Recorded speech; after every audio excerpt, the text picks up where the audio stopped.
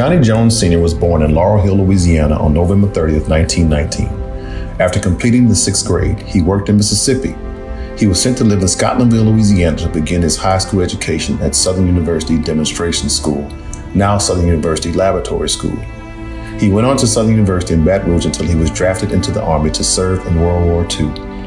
It would take hours to discuss all of his accomplishments, but I was able to talk to him about some of the highlights.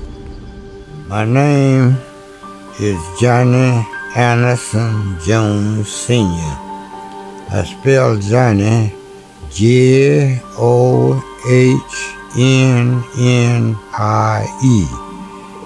But everybody thought that I was going to be a preacher. But my mother always said, she said, oh no, he's going to be a lawyer. 1953's Baton Rouge bus boycott was a turning point in the civil rights movement. It opened the door for the Montgomery boycotts and Rosa Parks' bold stand.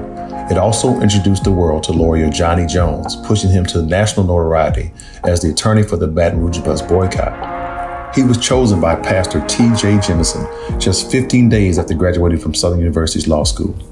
Now, months shy of turning 100 years old, he went from picking cotton in rural Louisiana to impacting the world.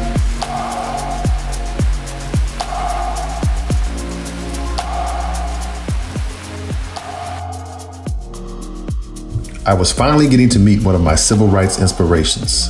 After years of documenting Black excellence in history on social media, it was an honor to meet such a legend. At almost 100, he's the epitome of reaching for higher. But first, I had to fix his lights. Over there. There. George Whitfield's my dad. Oh, yeah. He was the Dean of Fine Arts and Drama at Southern University. I'm better looking than him. Oh, no.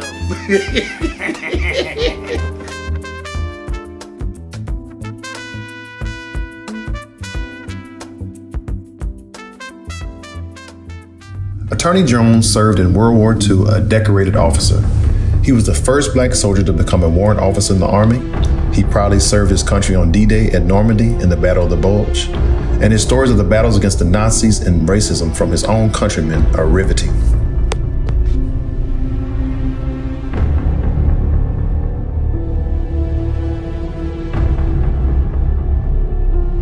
Before we went into Normandy invasion, we had 5 or 6 guys in our outfit. 4 of them was under me. After being caught in an explosion on a ship hit by enemy artillery, he suffered a bodily injury. He went ashore on a Higgin boat on Omaha Beach, and this is just a part of the sacrifice for his nation. I couldn't raise this leg or toe. Sometimes now I can't raise it. I couldn't move it. Not long after he returned home from World War II, a sheriff beat him during a traffic stop while driving to New Orleans to get a piece of shrapnel taken out of his neck. Back at home, Attorney Jones became one of the first Black lawyers in the area, despite not having many role models to look up to. There wasn't any role model at all, but for anybody or Montague to say thinking about being a lawyer. His resilient, spirit-forged in military combat paved the way for him graduating top of his class. Seeing people that looked like him relegated to second-class citizens sparked a fire in Mr. Jones.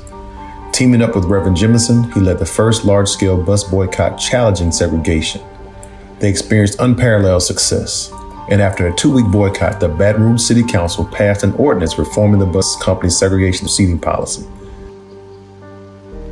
This caught the attention of leaders like Martin Luther King and John F. Kennedy, and led to a model that was fulfilled nationwide in the civil rights movement.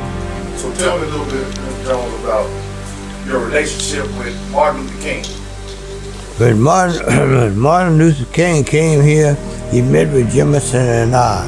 And Jemison was telling him all about what happened. The amazing thing about Martin Luther King, he was Listening to his stories of bonding with legendary icons made me feel like I was there in the midst of the movement. He spoke with them as normal people, but with strong vision. It was meaningful in the deepest way.